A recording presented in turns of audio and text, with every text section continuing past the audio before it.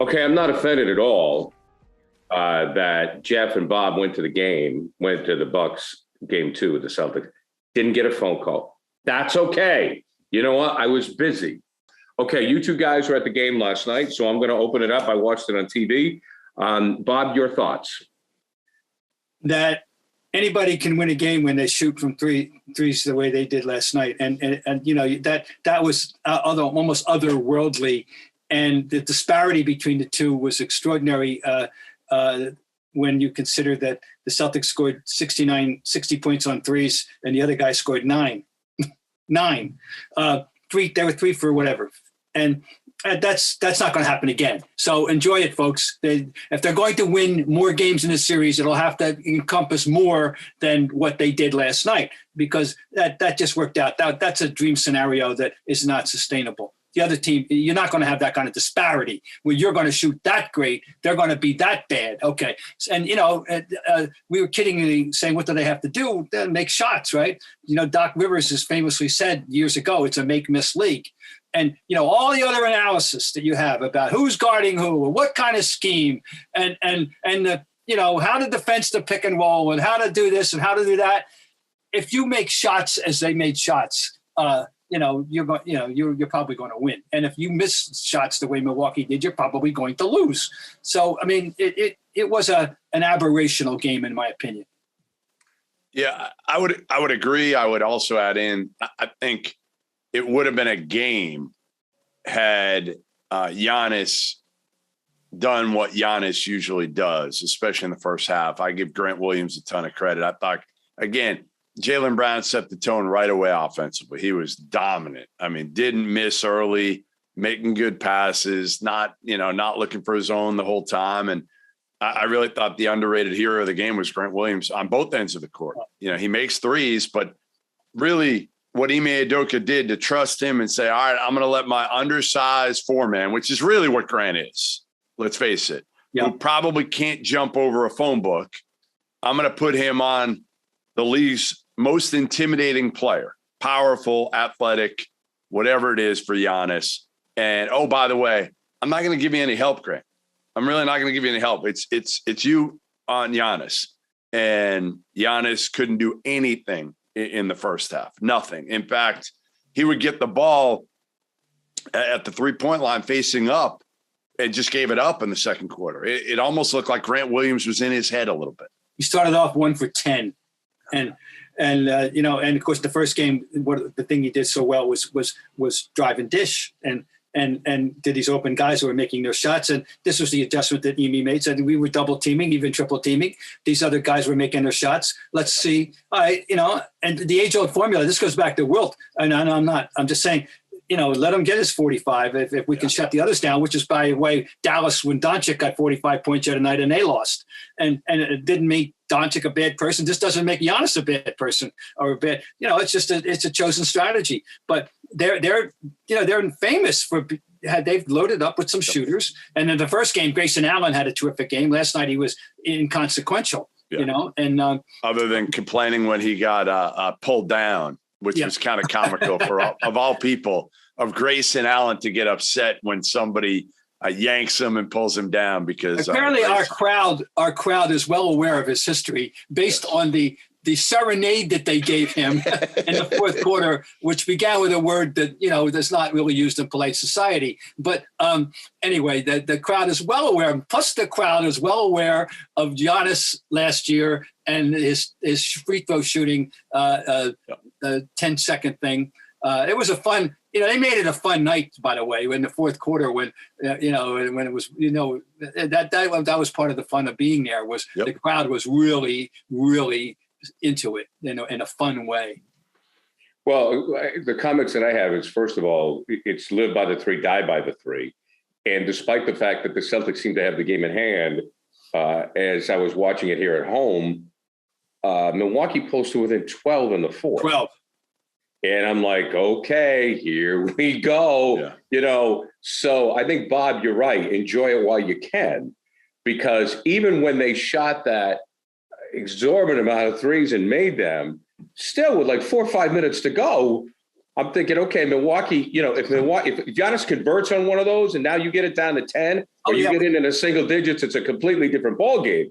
So you got to be careful. Secondly, I will tell you this, Jeff, is on the television broadcast, they gave Grant Williams a ton of credit. I mean, they were all over him. They should have. I mean, he was the ISOs on him. I mean, that kid got a ton of credit. And I don't know, Bob, we'll go old bastard. You dropped Wilt. I thought of Paul Silas, Well, he's become a very important piece of the puzzle, and on both ends of the floor, this ability to hit the open three that he's demonstrated from the corner has really been, very valuable to the team. And we know that he has a high basketball IQ, and he's got a strong body. I keep saying I wish he were 6'9", but. He isn't. He's 6'6". And I keep telling you the Celtics wouldn't have had him if he were 6'9". Yeah, right. So there you go. You're right. But I mean, for his own sake. And so, no, he's become really important. He's a vital part of that puzzle. And the idea that you can survive without a Marcus Smart by making up for it in other areas, was important last night. It was hey, let's face it, game 2 when you're down 1 and you're the home team and you've lost game 1 is a very essential game to win. I mean, that was a crucial game. And now we've got a series and for sure. And there would have been a serious deep doo-doo going back to Milwaukee down 0-2. But anyway, the Grant Williams thing, I'm glad that they recognize him. He's a damn good basketball player. Yeah, and I didn't think he was going to be on this team. I mean, I thought that, he was going to be one of the guys that they were going to have to ship out. Also, amazing how things have changed where a year ago would have said if Marcus Smart is out, it's addition by subtraction. But the fact is, I was really worried that Marcus wasn't playing in this game, Jeff. And the fact that they still won without Marcus playing. Now, Derek White didn't deliver. No. So you got one end of the spectrum where Grant Williams delivers, Derek White doesn't deliver, but they were still able to pull out the win. Well, because again, Jalen was so good offensively, and that was. An area game 1, Jalen was so bad offensively. I mean, he kind of cost them in game 1 because you don't have Chris Middleton on the other side. So to me, that's your advantage. As much as anything, you've got a sidekick, you've got a second all-star. Now, Drew Holiday played like an all-star game 1. He was bad early in game 2, turning the ball over, making poor decisions. I think, again, if you can get Jalen going, we know what Tatum's going to do every night now for the most part. Right. You can depend on him. Right. He just, the bottom line, I'm talking to him last night after the game. And the one thing that really is a difference maker with Jason Tatum right now is his maturity, overall maturity. Like not just obviously how he plays the game now is different, right? He's trusting his teammates, but even when you watch him post game handle the media and he's talking to me afterwards. And again, I've known him for, I don't know how old he is. What is he? 23? 24. So I've known him probably 8 years, I'd say somewhere around there. And it just hit me last night. All right. Like this isn't a kid anymore. And I think, the big thing is I think Jason Tatum and Jaylen Brown have matured over the last year or so. And Ime Udoka was the perfect guy to get him to mature because he called them out. He called them out, whether it was privately, whether it was publicly. He called them out for some of their bad habits where Brad Stevens was never going to do that. Gary, with regard to that lead dwindling, I think what happens, and it's so hard to avoid. You get up big, everything's going your way, and then you revert back, and you get careless. You get mentally careless. You don't put the emphasis on the stops, which is all you need to do is just keep them. If you go swap baskets when you're up by 20, that with 18 minutes to go, that's fine. But you don't do that. You get a little careless. They started going one-on-one a little more than they were going in the first half. They went away from the ball, the good ball movement they had. And this happens all the time in this league. I've seen it for literally 50 years.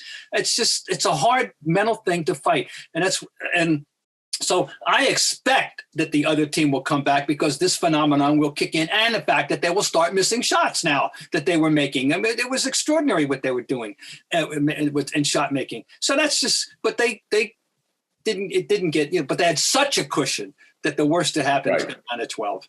Well, but we've also seen, Bob, on the positive side, we've also seen them respond to that. I mean, we saw that in the Brooklyn game. Brooklyn gets within 4, Celtics come back. They're now up by 8. Same thing last night, and I think a lot of it was defensively.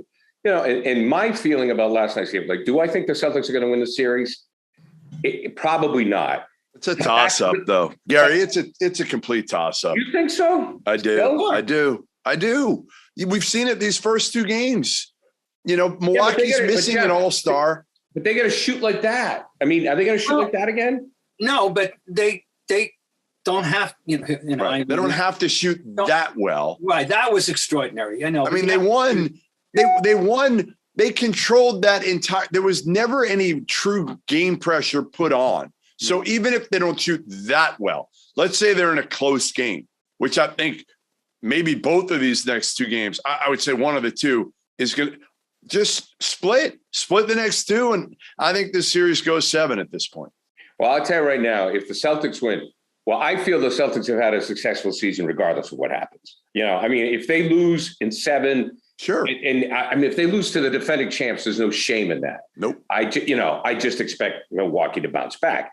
Now, so what's the key, fellas, in order to that to happen? I mean, does Smart have to be able to play? Is it the Time Lord?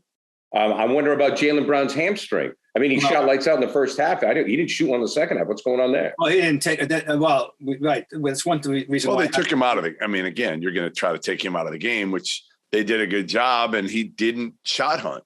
I would say, to me, it's still going to be about the others from Milwaukee because they're not going to have Middleton.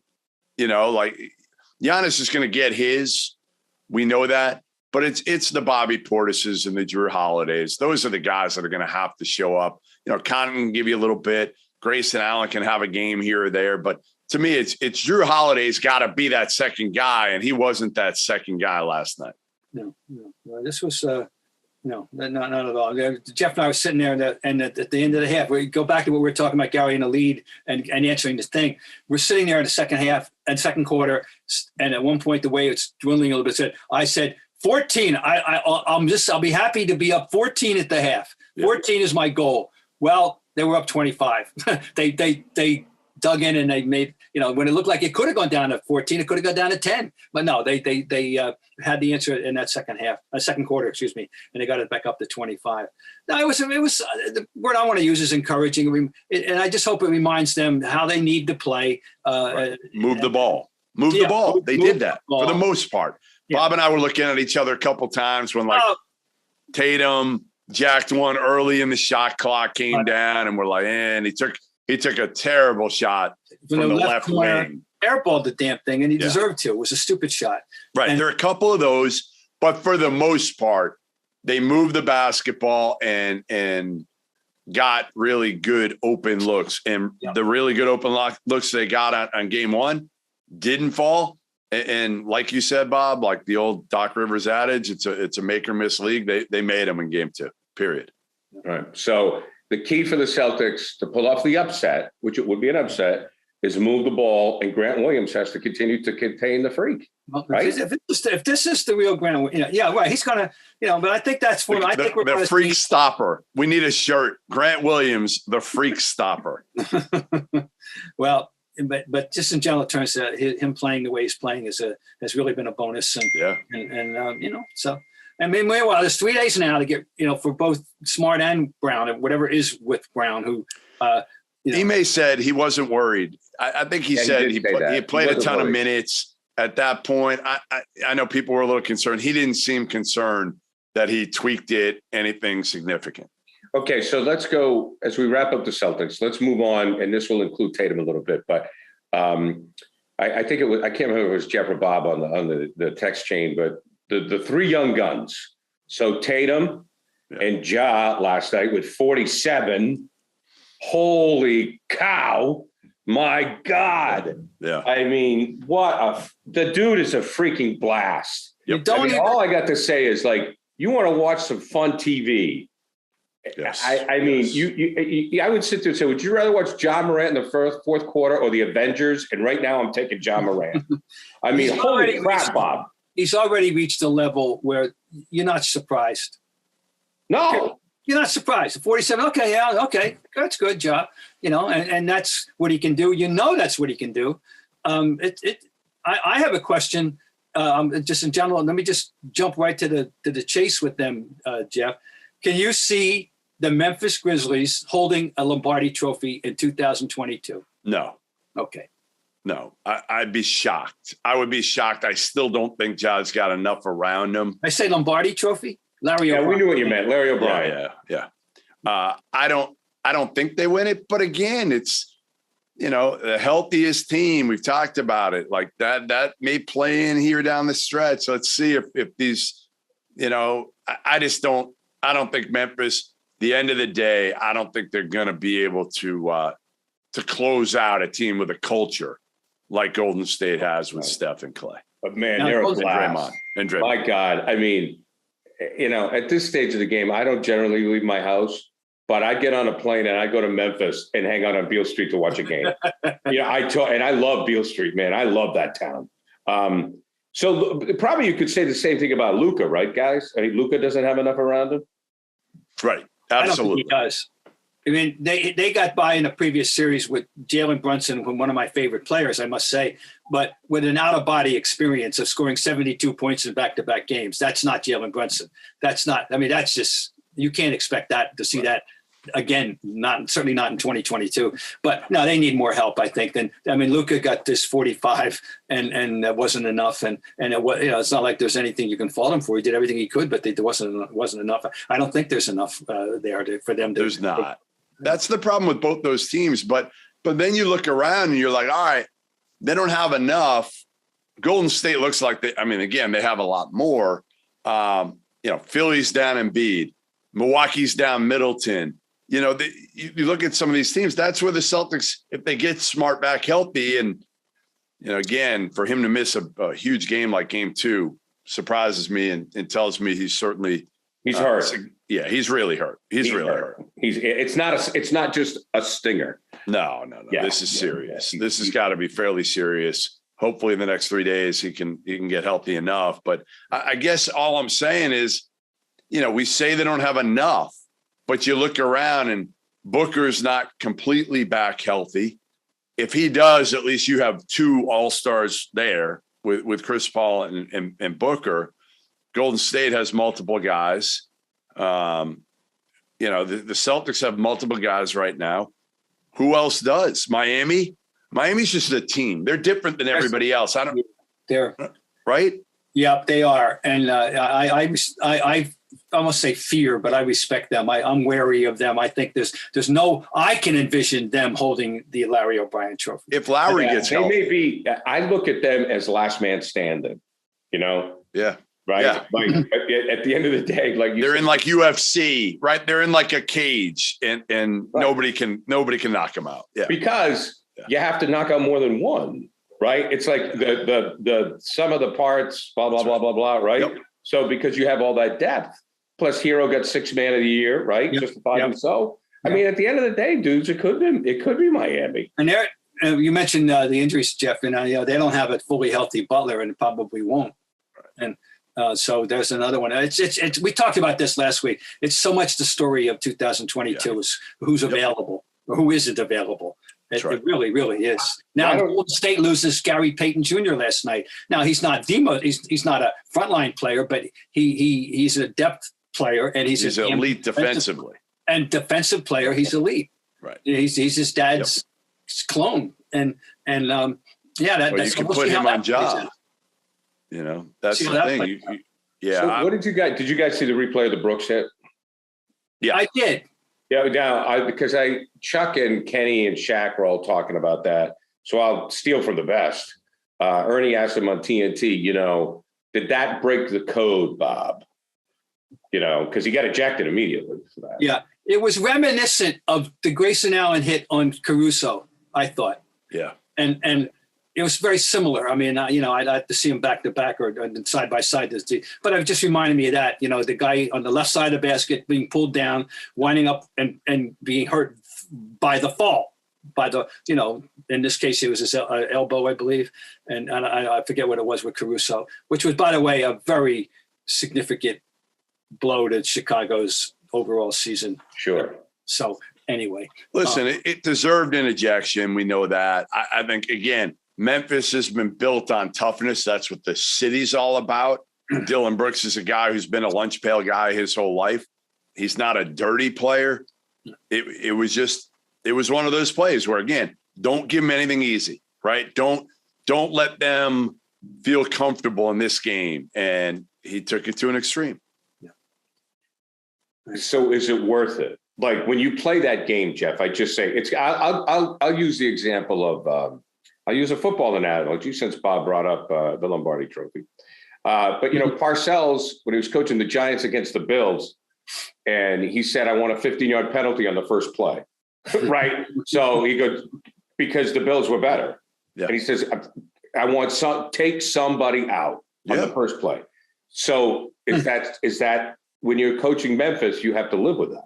Right. Well, especially against Golden State, right? They're not known as the toughest group other than probably Draymond and Peyton, right? They're, to me, they're you want to set the tone early in the game of like, we're not going to take their shit. Kind of, like everybody says, every coach wants that. You just don't want to lose your second best player for the game. Now, again, they were able to get away with it. But, and now the question is, it looks like Peyton is done for the series, right? I mean, you would think. I think he's got a broken elbow or so. In the next man up category, I'm not sure who that is right now for them. So they don't have another guy like him. That's the thing is he can match their toughness of Memphis. They don't have a lot of those guys. So I still think Golden State wins that series. But the great part is like these series are all fairly interesting other than maybe now the Sixers won just because of Embiid's injury, right? Like what's going on there, Jeff? What do you think with Embiid? I mean, obviously if he's out, they're done. Yeah. I mean, listen, I'm not sure they win it even with him being 100%, but without him for the first two games, they're in major trouble. I mean, they're not going to come back from that. And again, like Joel's just that guy that nobody has an answer for. He's what can you do? You can't do anything with him. So now it just puts pressure on Maxey. Just not good enough. Like Maxey on the right night can be good enough, but you can't count on him every game. We talked about this last week. Tobias was really good. But again, you need Embiid to be able to compete for. They're disproportionately dependent on him to be. Yep. I'm declaring this thing over. Yeah. And that's all. I'll be completely gobsmacked that Philadelphia finds a way to come back and win, even with him. But he's not apparently. Sony is going to be with him in the short run. So. And we have yet, the Suns are kind of they don't get a lot of play. No, They don't. They just go along with 63 games and coming off of back to finals. And I'm a believer. All right, I'm totally a believer. I mean, you could have Suns Miami and have a hell of a series. Yeah, you could. And I'm. What's the best matchup now? What does the NBA want, Bob? What wait a minute. Hold it. Can we answer that two ways? Okay. Let's because it's a good question, Jeff. Two answers: the best basketball matchup, and then the best marketing matchup. Because when you say what the NBA wants, the NBA does not want Miami and Phoenix. That's why I'm asking that question. What does the NBA want first from a rating standpoint? What gets the most casual interest? What matchup up? Golden State and Boston. Yeah, agreed. Yeah. No doubt. You got the markets, a national, image. Yep. And when now they're back again, and the old timers can pass on. Hey, these guys. This is. I grew up with the Celtics, son, or grandson. I grew up with the Celtics, right? And that kind of stuff. And it's fun, and they're somewhat polarizing. Love them or hate them. People have this. I understand, and Golden State because they have the most significant, lovable player in basketball. And now everywhere you go, you see him on a commercial. He sold himself. It's Curry is, LeBron aside, Curry's the face of the league, I think. Yeah. Well, how long have you known Curry? Since he was probably at Davidson. So I didn't really see him nobody really paid attention to him in AAU ball because he wasn't that good. The guy doesn't have a bad bone in his body, correct? No, he's the superstar that hasn't changed. A lot of these guys, KD's changed over the years. I don't think, again, everybody you talk to and my limited dealings with Steph over the last few years doesn't seem to have changed at all. Actually, the only way he's changed is he outwardly has more fun on the court. A lot of people would think it is maybe taunting, a lot of celebrating. He definitely does a lot more of that. He's a big-time celebrator now. Yes. Yeah, yes. And that wasn't always the case. I don't recall him being that way when they were winning championships, And so I'll say this, Bob. I'll say this. Not only is the Celtics-Golden State matchup the best ratings matchup, I think it's also the best basketball matchup. I'm not prepared. I'd have to think it over. I'm not, okay. But I certainly think. What about Miami, Jeff? What about Miami and Golden State? I like it. I just feel like, are people that excited to see Jimmy Butler and Kyle Lowry? I meant basketball. Oh, for a purist. For a purist basketball matchup.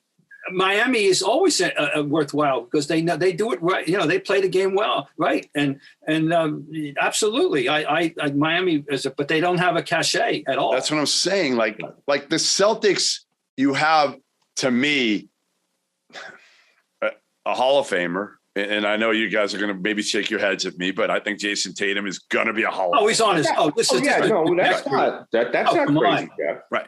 Totally on his trajectory. I think you have a guy that is just so much fun to watch in Tatum. You have storylines, right? This team that sucked early on in the season, a rookie head coach, Brad Stevens is their GM.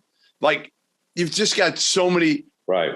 And you've got the star. Now, Giannis is the star too. He's just not as much fun to watch, in my opinion, as Jason Tatum because he can't shoot the back. It's just not as pretty to watch as Jason Tatum. Yeah. I want to throw one out at you. It just occurred to me watching the Suns in that, particularly in that Sunday game when the wonderful game against Memphis was absolutely. Warriors. Warriors. For me, for 30 years, the gold standard of the best three-man backcourt in the history of the game was Isaiah, Joe Dumars, and Vinny the Microwave. Right. I don't think there's ever been a more dynamic three-man backcourt. The way Jordan Poole is playing, fellows, are they now, could they conceivably enter into that discussion? You got two Hall of Famers, and you got a kid putting up major numbers. Well, I like the two Golden State players better than the two starting guards for the Warriors. Dumars was a gutty player, but I don't think talent-wise, the Pistons. I don't think Dumars could hold Steph or Clay's job. No, I agree. But that's the tiebreaker for me.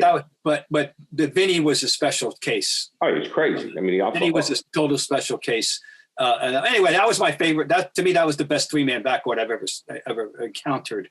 This one, if this continues now, of course, it's going to have a relatively short life in that, these Steph and Clay are in in their 30s. Sure. But anyway, in the short run, this is a dynamic of backcourt trio, as I can recall, since the Detroit tree. I'll put it that way. Yeah, I'm trying to think right now. Is there another trio that I can think of? You got to start with like an elite level point guard. Yep. And a lot of those guys didn't have a running mate that was that good, right? Yeah. No, it would be well. I haven't done any research. This is all anecdote. This is all off the top of my head. But it just jumped out at me with Poole. Did Andrew Toney come off the bench for the Sixers at all? No. Okay. Andrew Toney, he may be in the very, very, very beginning, but by the time the playoffs arrived in 81, he was starting. Yeah, they didn't have enough. It was like, Cheeks and Toney at their heyday. Who would have been the other starters?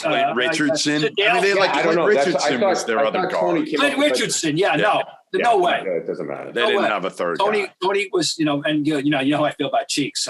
I'm a major so underrated president of the member of the Maurice Cheeks fan club. I'm the regional president, by the way, in case you didn't know. Oh, the regional. Okay. Yeah. That means there's a national somewhere. Well, I got the right. Really? I stuck my hand up when he got in the Hall of Fame to write the program story over anybody from Philadelphia, or I wrote his program story. Well, because he was so understated. I just loved him. I just think he was, anyway. Well, I just have to say this, Jeff Goodman. The reason why Bob Bryant is a Hall of Famer is because I don't know of anybody else who would come up with a question. What is the best 3 combo guard situation in the NBA? I know. And I I'm killing myself. I'm like, how you came up with that question? It's a great question, but I never would have thought of that question in a million years. I'm gonna try to research it for next week. Yeah. See what you can do. I'm trying to think. The vintage Knicks. First, it was Frazier and Barnett, but I don't think there was a worthy third guard. And then it was Frazier and Earl, and Mike Reardon. That's not the answer. So anyway, there we go. Anyway, we'll figure it out as we wrap up. We want to talk. I want to hit Chris Paul. Yeah. We talked to. What do you want to Speaking of rate point him? guards, yeah. I want to say that a public mea culpa, not for the first time, but yet again, I want to go on record as saying that I actually saw him in the region and college a couple of times and was unimpressed. Yeah. If you he's not going to blow you away. Ever told me that this guy would be an iconic player, and he is. And now, all right, here's the question: we got talented point guards of young. We got Ja. Who's we've just agreed is explosive and dynamic and mercurial and unstoppable and fun and the whole thing. And we got Trae Young on nights, and we got guys. I got to win a game tonight, guys. You got to win. It's game 7. It's for you. It's for everything. You got to win. And you have your pick of all the point guards currently active in the National Basketball Association. Who do you want? Got to win tonight. No issue. Probably Luka for me. Point guard? Yeah, I want Luka. I want the ball in his hands. He's big. Wait a minute. Now, he's a point guard. Luka's a point guard. That's like saying LeBron's a point guard. He is, though. But Luka's always got the ball in his hands. He's their point guard. He's their everything. Okay, then we're gonna have a friendly. I was go ahead and obviously now I'm on the Paul bandwagon. Now he'll find 37 on Friday, by the way, and this is his 17th year, and does he look any different? No. Sometimes he looks better. No. He got better with time. God, because he's healthy now too. Remember, he's always hurt. Decision making. Always. Yeah. Yep. And now he's become the rarity, the master of the mid-range shot. And get it off anytime he wants. At 6 feet tall. Yeah. That's where I feel like Luka's got an advantage because Luka can finish. Oh yeah. Around the basket. Chris Paul is just not the scorer that Luka is, no. And I think Luka, while being very different facilitator, is equally as good a passer. Put him in that category. I'm not going to argue, but I mean, I was thinking more of conventional point guards, but no, you were thinking more of the 1980s point guard. Yeah, and right, exactly, and of course we've all long since agreed that LeBron is no longer LeBron's just a player who happens to have the ball in his hands a lot. Yeah. He's not a guard, not a forward. Yeah, he's not a point guard. I think Luka's a point guard. I really believe Luka, if you have to categorize him as something, it's a point guard because he's always got the ball in his hands, where LeBron had it in his hands, but he was clearly like a do everything. You played him at point forward a ton. Luka to me is a point guard. Well, I just wanted to pay homage to Chris Ford. To Chris Paul. You can pay homage to Chris Ford too. And I love to pay homage to Chris Ford, one of the most normal human being. He might be the most normal human being that ever coached a professional sport that I know of. I always said he was like having the next door neighbor. What do you do for a living? I coach the Celtics. He could be going to sell insurance. Yes. I mean, he was just the most normal person. Working at the hardware store. That's a story for another day. But Chris Paul, I want to just give him his props. Yeah. And I would be very comfortable if I have to play for my life tonight, having him run my team. There you go. Much to the probably dismay of one Jeff Goodman, I have to compliment Bob on his winning time column in the Boston Globe, which I love the show. I mean, I'm on the record. I understand where Bob is coming from, but if you want an entertaining read, read Bob's column, because like every other Bob Ryan column, whenever I read Bob's column, I hear his voice. and I heard his voice loud and clear. I wanted to be. I wanted to be rather emphatic in this one. FYI, Garrett and Jeff. Jeff Perlman and I have established a nice texting communication, and he is planning on inviting me onto his podcast to have a friendly discussion. Good. I showed up, Gary. Pregame last night, and I sit down with my meal, and Bob Ryan and Steve Buckley are sitting at a table, and I sit down, and they're talking about Rudy. And I'm like, why are you guys talking about Rudy right now? And then it came out that they had transitioned from Winning Time to Rudy. About taking liberties, Gary, the literary license with things. And the things. I mean, Rudy's a perfect example of that. Buck was all over Rudy. He had very strong negative. He was all over Art Howe. He was all over Art Howe. Art Howe was trashed and totally represented by the figure by the great Philip Seymour Hoffman. Yep, that's right. I mean, one of the greatest actors of all time. You know what? It's just I understand. The one thing I will just say about Winning Time is everybody's a target. I mean, when you watch it, Jeff, Westhead, Bob's right. If anybody has a case, it's Westhead. The poor Westhead, they make him really look like a buffoon. But everybody else, other than Kareem, everybody, they poke fun at everybody. Yeah. Magic can't keep his pants on. Riley, he doesn't know what he's doing at first, and he figures it out. Bus is just crazy.